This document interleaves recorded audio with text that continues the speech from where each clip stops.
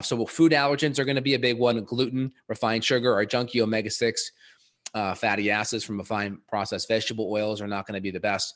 Of course, casein and dairy can be an issue. Some people can tolerate butter, though, which is pretty low casein, low lactose. Ghee may be a better option, or even none if you're really autoimmune sensitive.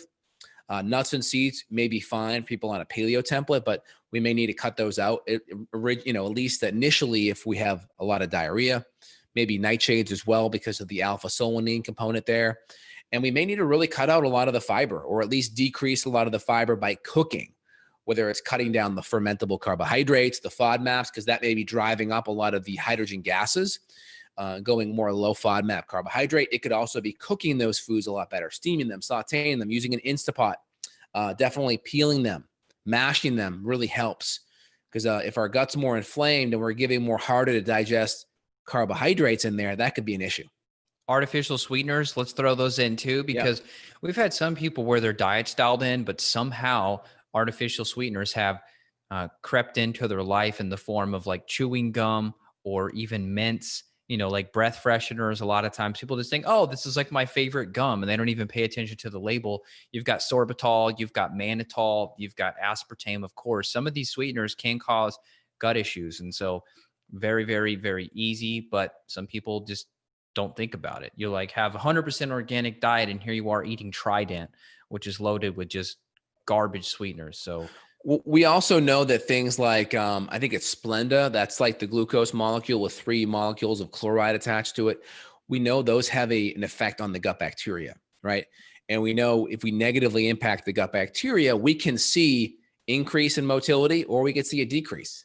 So if you're on artificial sweeteners, that's going to be one of the first things, like taking that Splenda out of there. I think it's going to be really important.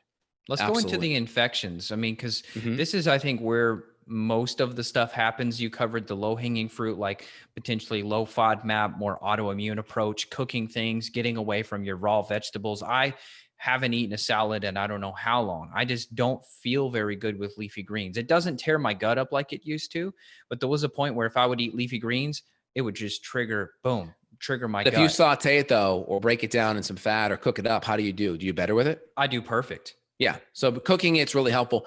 People, it's important people to remember that cooking is pre-digestion, right? You have a lot of people in the vegan raw community. They're like, oh, well, if you cook it, you're destroying the nutrition. Not really, because a lot of times the accessibility to the nutrients is decreased with all that fiber. Now, if you can tolerate a salad here or there, great. But if you can't, we know that at least steaming those foods is actually going to increase a lot of the bioavailability.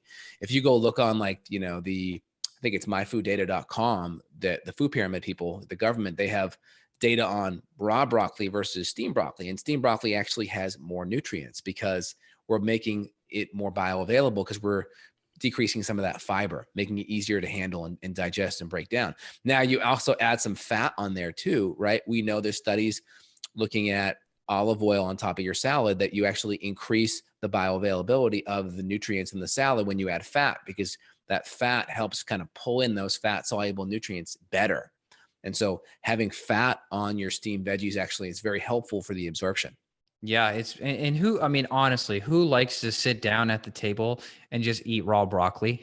I mean, it just it's not even appetizing. I think from just an intuitive eating standpoint, you would know steamed broccoli with some good butter and some pink salt on top is definitely more palatable, and there's more nutrition in there. So of course it's going to be more palatable. Exactly. I had a conversation with Jimmy Moore a few years back. He's like, yeah, I just look at my vegetables as a vesicle to get extra fat in my body. I'm like, yeah, that's a good way to look at it.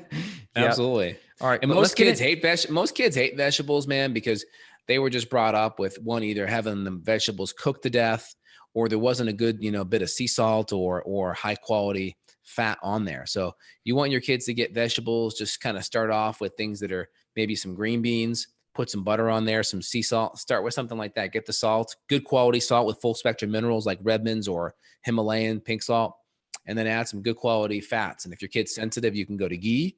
And if they're still sensitive after that, you can go to coconut oil too, or some kind of a beef tallow. That works great.